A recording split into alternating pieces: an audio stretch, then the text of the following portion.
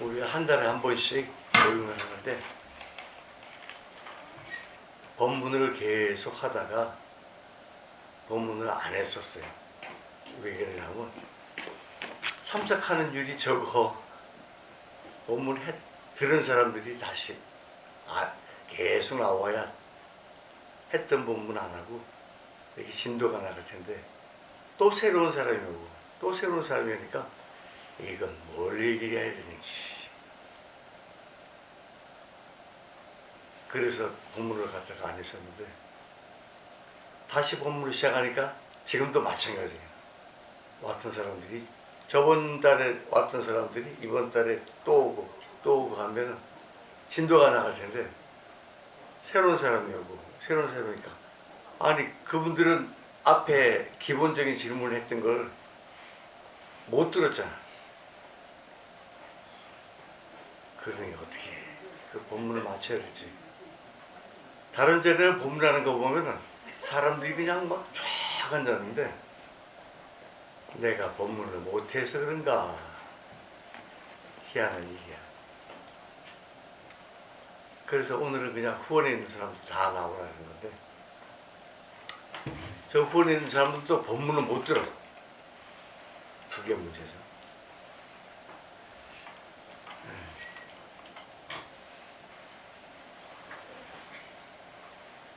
우리가 인간으로 태어나는 게 왜 태어났는가?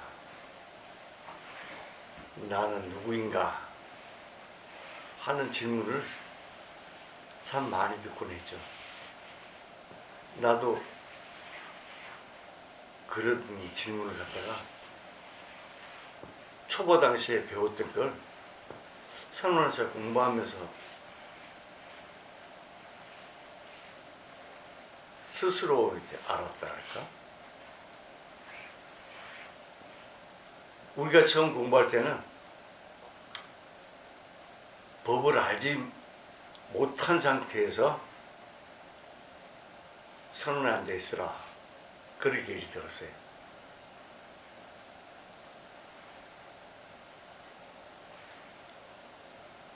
성스님도 소독 적게 읽고 소천 적게 돌아다니고 소언 적게 말하고 소식 적게 먹고 소면 적게 잠자라. 5가지 그 법칙이 있었어요.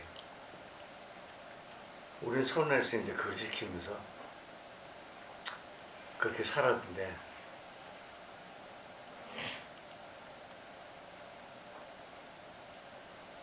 이 지구에 태어나는 생명체 중에 인간 하나만 이렇게 살아야 되겠다 하면서 사는 앞으로 계획을 세울 수 있는 지혜를 가진 사람들이 사람이 유일한 거죠.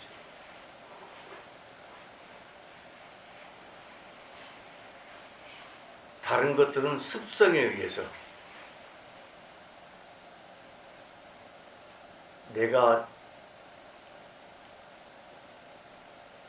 여기 한 번씩 까마귀가 오는데 이 산에 처음 왔을 때 까치하고 까마귀하고 자리 다툼을 했어요. 까마귀가 숫자가 좀 적었어. 까치 숫자가 좀 많았거든. 그런데 한참을 그렇게 싸우더니 까마귀가 그걸 차지했어. 그게 까치가 보이잖아요.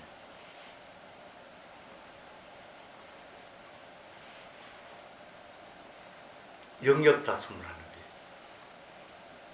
근데 까마귀라는 놈을 내가 모기를 주거든. 근데 이놈들이 밥이 먹을 것이 거기 있다는 걸 다 아니까 와서 먹는데 내가 먹을 걸 주는 자잖아. 근데 내가 그 옆에 있으면 오질 않아. 그 상대의 마음을 읽지 못한 거야. 근데 강아지 뭐 이런 놈들은 다르죠. 상대가 눈치를 딱 보고 호의적인가 아닌가. 그렇지만 그놈도 오늘은 내가 적당히 얼마큼 운동하고 어떻게 살아야 되겠다는 계획이 없어.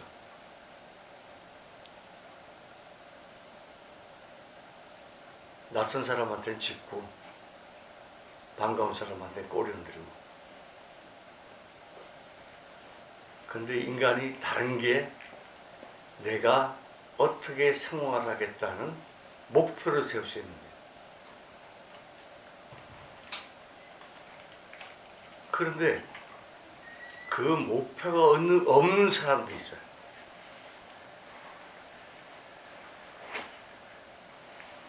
목표가 있는 분 한번 손 들어보세요. 목표가 있는 분. 목표가 있는 분 손 들어봐요. 목표가 있는 분. 창피해서 손 안 든 게 세 분밖에, 뭐, 그거 들은 거야, 막. 네 분 들은 거야. 금방 돌아가죠. 왜 그렇게 손 들라 그러면 그렇게 왜 안 들어? 누가 들어주겠지? 내 손은 내가 드는 거지. 그 목표를 가지고 있어야 돼. 근데 그 목표가 내 마음을 수양하고 내가 누구인가를 알고 싶어 하는 목표를 가지신 거예요.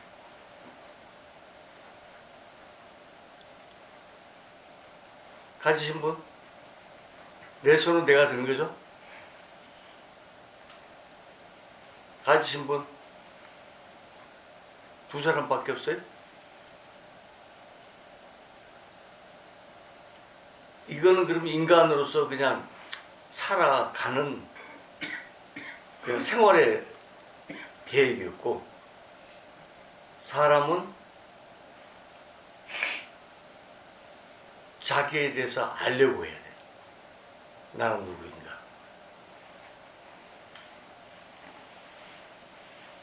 근데 절에 다니면서 나는 누구인가 생각 안 하고 절 일에 매달려가지고 그냥 뭐 기도하고 봉사하고 그걸로 끝내는 사람은 다음 생을 기약하는 것밖에 안 돼.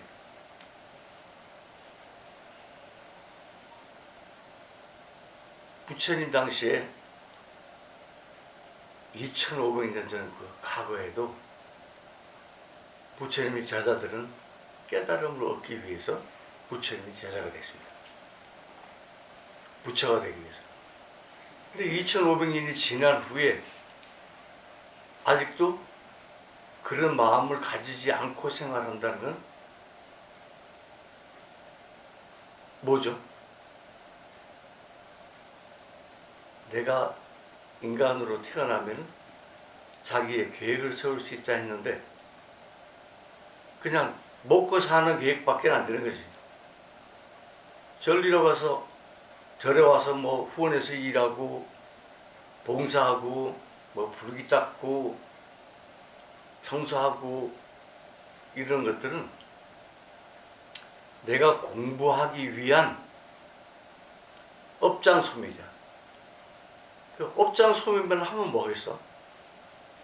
천사 같은 사람이란 얘기를 듣고 싶어서 그 얘기를 하는 거야. 내가 누구인지를 아는 게 불교의 공부예요. 아시겠죠? 네. 그걸 갖다가 놓치고 사는 사람이 있으면 다른 종교인하고 똑같아. 다른 종교가 더 적극적일 수도 있지. 내가 다니는 교회 나와라. 가족이 안 나오면 가족부터 다 교인을 만들어라. 그 사람들은 얼마나 적극적이에요. 우리 서울에 모임이 있는데 교회 다니는 사람들은 친해지면은 자기가 다니는 교회로 끌어들이려고 해. 근데 불교는 뭐야? 니는 네 잘대로 나아지고 뭐 내가 절에 다니는데 뭐. 포기 안 해. 그러면서 내가 누구인지 공부도 안 해. 뭘 짜자는 거야?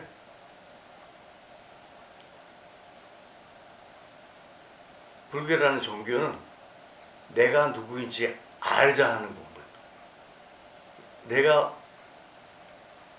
다른 데는 포교를 하는데 불교는 그 포교에 그렇게 전념을 안 하는 것도 내가 수행자의 모습을 보여서 나를 따라서 수행하게끔 하는 그런 것이 숨어있기 때문에 몇몇 사람한테 내가 다니나 저희가 다니래? 이런 말들을 별로 안 하는 거예요. 그 절에 가면은 재수가 좋아진 데더라. 애들이 공부도 잘하고 좋은 대학 간 데더라. 시험도 뭐 합격한 데더라.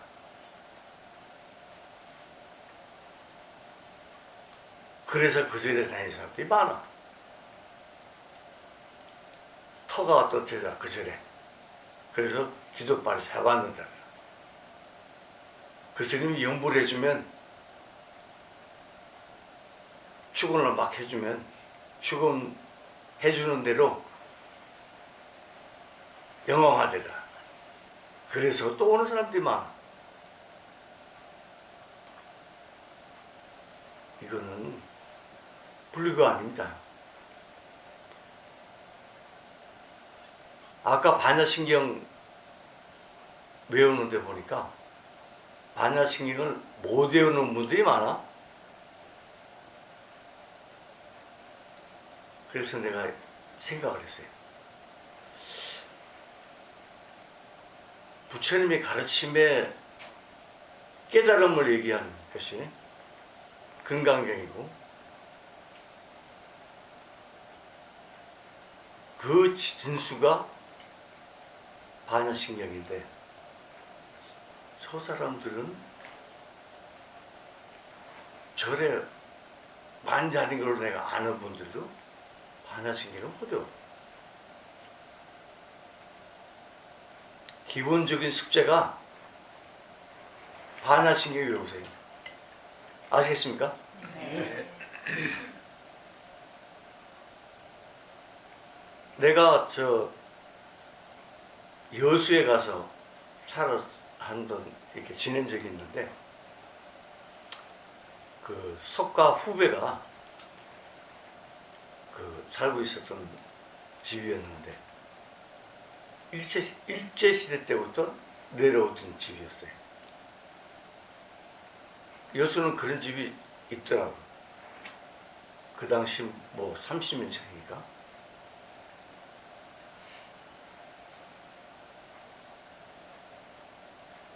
그래 가만히 이렇게 앉아서 정진을 하는데 그날은 뭐 마침 전부 식구들이 다 외출을 해가지고 내가 다른 방은 이렇게 왔다 갔다 방이 그때 5개인가 뭐 그랬어요. 근데 1층에 5개가 안방이 있고 하나 있고 하나 있고 하나 있고 하나 있고 이런 식으로 양쪽에 큰 방이 있고 가운데 3방이 있고 그렇게 됐었는데 내가 방마다 다 가는데 어머님이 혼자 생활하시는 큰 방을 안 가봤었어요. 거기 앉아서 이렇게 정진을 하는데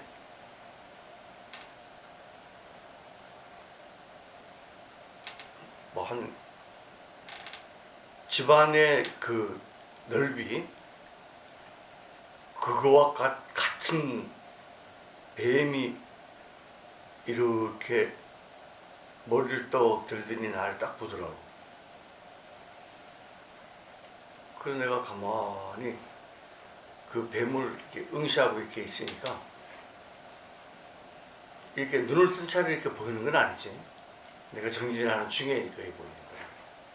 그때 그 뱀이 이 집을 갖다가 쓱 이렇게 감싸더니 이목이지. 집이 이렇게 넓으면 뱀 넓이가 이만해. 쓱 한 바퀴 집을 쓱 감싸더니 꼬리는 여기 있고, 내가 이쪽 끝방 안방에 있는데 이렇게 쳐다보고 있는 거야. 그게 내 머리 맞춰서 이렇게 쳐다보는 거지. 그래서 내가 그 위에서 쳐다보는 걸 알아도 이렇게 쳐다보질 않고 그냥 가만히 정진하고 있으니까 계속 한참을 쳐다보고 있더니 그 집을 감고 있던 몸을 쓱 풀더니 없었어. 그래서 내가 이게 무엇일까 이렇게 생각했는데, 그날 밤에 꿈속에 내가 다다미 방이 연결되어 있는데 칸막이가 이렇게 돼 있어. 일본식 집이 그렇죠.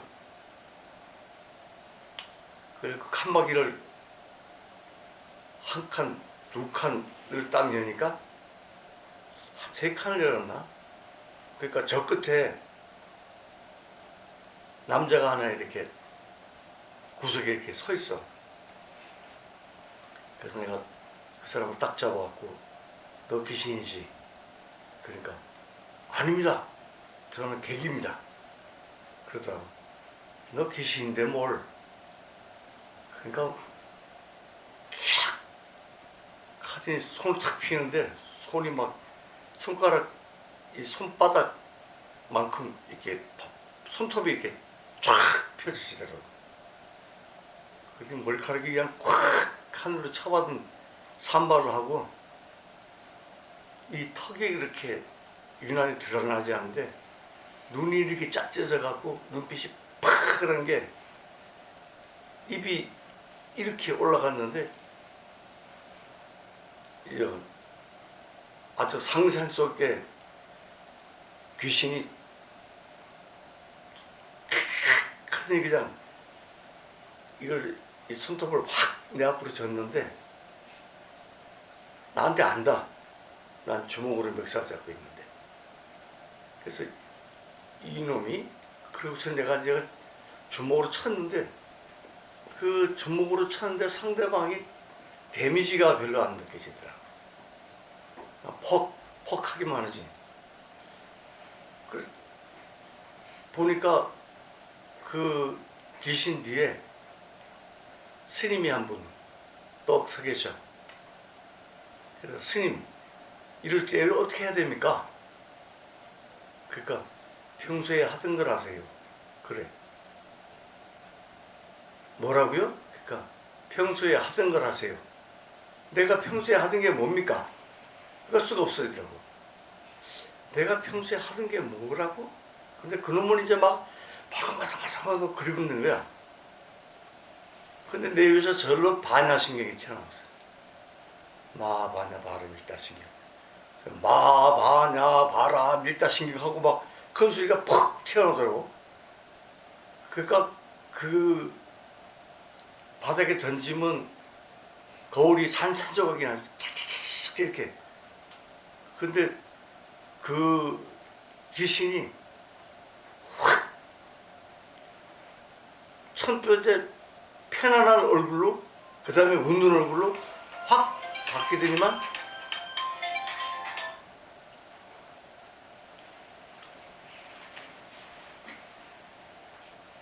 점점이 환한 빛으로 화해서 하면서 웃으면서 싹 사라지는 거야, 허공을. 그래서 내가 반야신경의 중요한 점을 알았어요. 큰 스님들이 반야신경이 팔만대장경의 축소판이에요. 여러분들이 그거를 못 외우고 절에 온다는 건 잘못된 거라. 첫 번째, 마음 공부의 시작이 부처님의 법문이 어떤 것이다. 부처님의 가르침이 어떤 것이다. 그걸 이해하는 게 시작입니다. 아시겠습니까? 네. 그러니까 관심 있는 것에 뭐 이렇게 불교에 관심 있는 걸 가지기 이전에 첫 번째 반야신경을 외우세요. 그러면 내 주변에 나쁜 기운이 오지 못해. 내가 내 입으로 반야신경을 외우면 나쁜 기운이 나를 침범하지 못해요.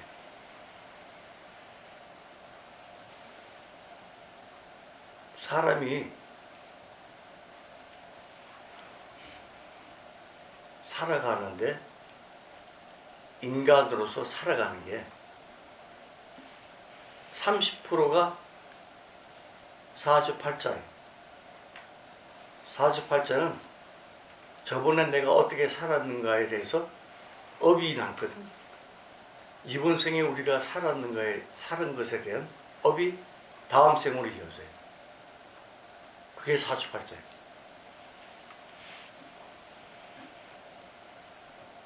그게 30% 우리를 좌우해요. 그리고 관상, 수상, 족상, 몸이 어떻게 생겼는가, 신상 이런 게 30% 좌우해요. 내가 살고 있는 집에 그 양택이라 그러죠. 우리 조상님들의 산소터, 그게 음터야. 그게 30% 좌우해요. 하나 10%가 다른 어릴 때는 이름. 그런데 20세가 넘어가면 내가 어떻게 살았느냐에 대해서 다른 사람들이 나를 어떻게 대우하는 거. 그게 이름값이야. 10%. 누구 얘기하죠? 그러면 그 사람이 어떤 사람이야? 법 없이도 살 사람이야. 그건 욕심에 꽉 차갖고 이렇게 평가를 받는 게 10%입니다. 우리가 사주팔자라는 건 그 사주팔자 날이 끝나는 게 아니고 우리가 지금 무슨 해죠? 예. 그건 천운이에요.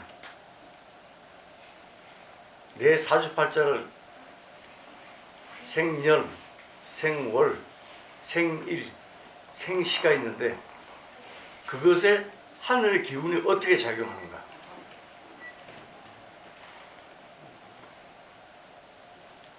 사주팔자가 쉽게 공부되는 게 아니죠. 그런데 사주팔자를 보면 거의 정확하게 나와요. 내가 어떻게 살고 있는지, 앞으로 어떻게 살아야 하는지, 언제가 나한테 운이, 하늘의 기운이 오고 언젠가 하늘의 운이 안 오기 때문에 하늘의 기운이 오는 때 무엇을 시작한다면 만나는 사람도 다 귀인이고 하는 일도 다 잘 될 거라는. 그런데 천운이, 하늘의 기운이 나한테 나쁘게 작용할 땐 뭘 시작하지 않는 거고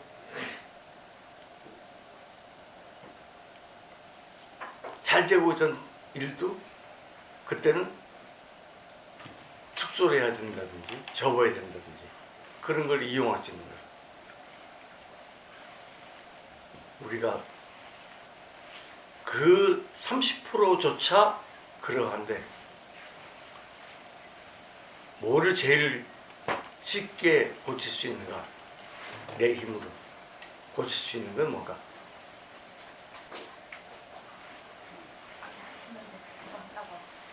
사주를 봐야 돼. 그 사주를 내가 알아야 돼. 언제부터 언제까지 운이 있는 때고 언제부터 언제까지 조심을 해야 될 때고 그걸 이용하는 거라. 아시겠습니까? 네. 양택과 음택을 양택은 어떻게 구별하느냐? 어린아이가 교육을 받기 전에 그 애들은 요새 뭐 유아교육이라 그래갖고서 애들 때 막 영어를 가르치고 막 그러대요.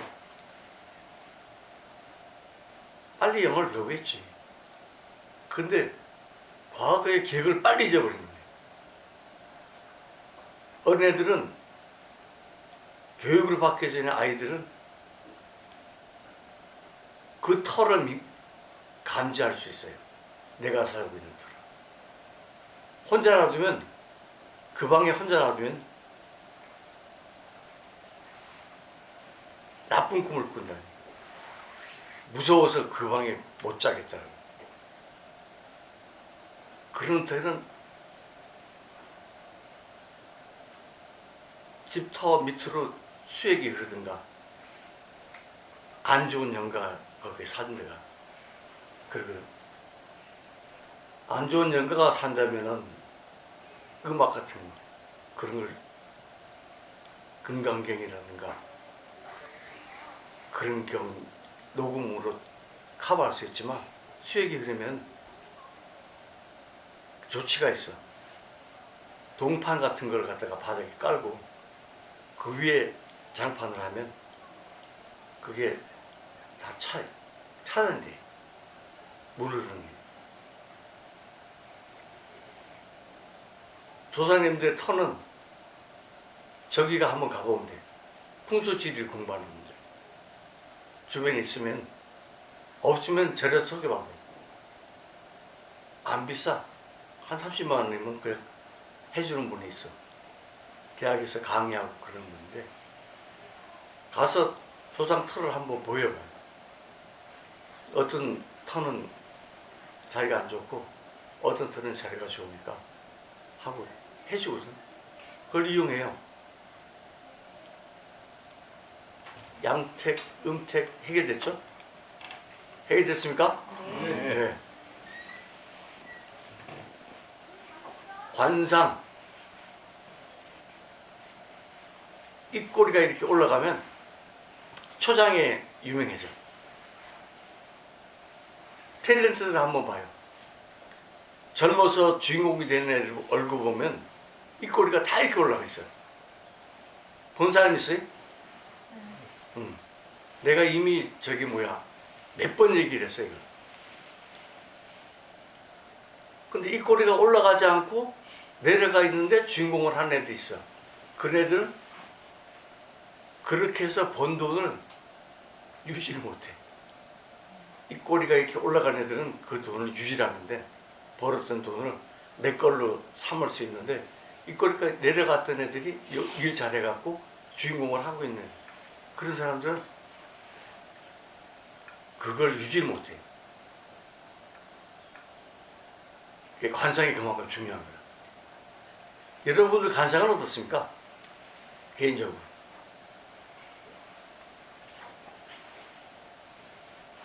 모르시면 거울을 보세요. 제일 첫 번째 중요한 게 내가 웃고 있는지 심각해 있는지를 보면 돼. 내가 슬픈 얼굴인지, 내가 남이 보기에 화난 얼굴인지. 응? 그래서 웃는 얼굴인 것을 확인해야 돼. 웃는 얼굴이 아니면 내 미래는 밝지가 않아. 웃는 얼굴에 침뱉어야 소문만복네, 그런 말 들었죠? 만약에 내가 그 텔레비전에서 막 재밌고 막 이런 남들이 깔깔깔 웃는 그런 게 있어서 내 얼굴을 가만 살펴봐요. 내가 이렇게 미소를 짓고 있는지, 무관심하게 보고 있는지. 무관심하게 보고 있는데 뭐 내 속으로 생각하고 뭐 어떤 것을 생각하고 있는지, 멍해 갖고 있는지. 내가 웃지 않으면 문제가 있는 거야, 내 얼굴이. 관상에. 그걸 보시겠습니까? 이건 내가 어렸을 때 학교 공부를 잘했어. 그러면 자신이 차있지. 부모도 칭찬해주고 선생님도 칭찬해주고 친구들 가운데도 쟤는 공부 잘해. 기분 좋은 일이지. 그러니까 얼굴에 자신이 차있지. 근데 서울대학교 나온 사람들이 다 잘 됩니까? 잘 안 되죠. 잘 된 사람도 있지만 잘 안 되는 사람도 있어. 국회의원들 중에 보면 거의 서울대 못돼요. 거의 뭐 저기 뭐야 고시공부 패스한 사람들이에요. 근데 대학교에 나온 사람 중에 실업자가 문제잖아. 나한테 맞는 일을 하겠다고 내 눈 아래에 있는 직업은 안 택해. 그냥 적당히 공부한 사람들은 그냥 적당히 직장 들어가서 그냥 열심히 일해가지고 승진하는데 놀고 있어요. 그럴 때 인생은 어떻게 돼? 죽상인 거지 그냥. 여유가 없고 난 어떻게 살아가지? 그럼 자기 얼굴을 어렸을 때는 막 이렇게 자신감이 찰던 얼굴에서 내가 들면 고민스러운 얼굴로 변화하는 거예요. 그 고민스러운 얼굴을 가져서는 앞으로 전개가 안 돼. 미래가 펼쳐지질 않아. 요즘 저 복지가 잘 돼가지고 실업자들한테 실업수당을 준다대. 그래서 뭐 직장을 이렇게 들어가서 다니다가 그만둬서 신청을 하면 몇 개월 동안 그 급여가 나온다네. 그러면 또 새로운 직장을 들어가서 얼마쯤 다니다가 또 그만두다네. 작전사. 그렇게 사는 사람도 있지? 세상에. 우리가 사람이 죽으면 학생 분신이 이렇게 쓴다는 말, 학생이라는 말 들어보셨어요? 네. 배우는 삶입니다. 학생. 뭘 배워야 할 건가? 인간으로서 어떻게 살아야 되는가를 배우는 거, 그게 기본이고, 아까 말씀드렸죠? 나는 누구인가를 배우는 삶. 나는 누구인가를 깨치면 어떻게 돼요? 내가 누구인가를 깨치면 어떻게 돼? 불교인들이 대답을 안 해? 응? 그래. 걸림이 없는 자유로운 걸 뭐라 그러지? 해탈이라는 게 해탈. 걸림이 없어. 해탈을 하는 거야. 해탈을 하면 부처가 되는 거지.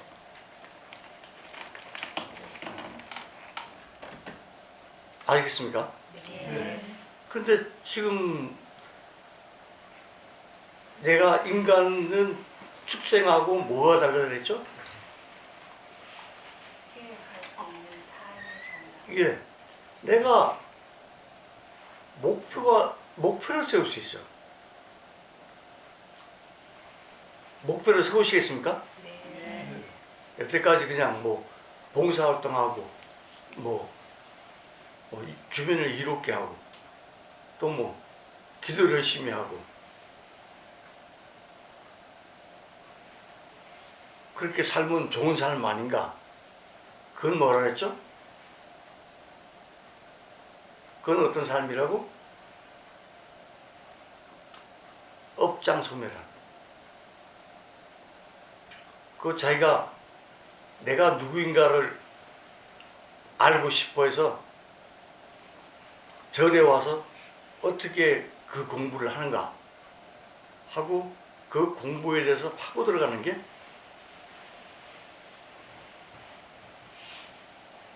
누구의 가르침? 부처님의 가르침. 여러분들이 믿을 만한 스님한테 어떻게 공부하면 되겠습니까? 하고 물어보세요. 날 믿으면 나한테 와서 물어보시오. 그러면 옛날 분들은 바로 대답을 안 해줬지만 요새는 대답해 줄 수 있어요. 옛날에는 스스로 깨달아라 이렇게 얘기한 세월이었으면 지금은 옛날에도 물론 그랬었지. 뭐더라 그 세상의 비밀을 뭐라 그러지? 그 청기누설이라 그러지? 청기누설을 가장 먼저 하신 분이 누군지 아세요? 부처님이야. 너희들이 계속 삶을 이어가지 않고 탁 깨달음을 얻어서 관세음보살이나 문수보살이나 같은 지혜를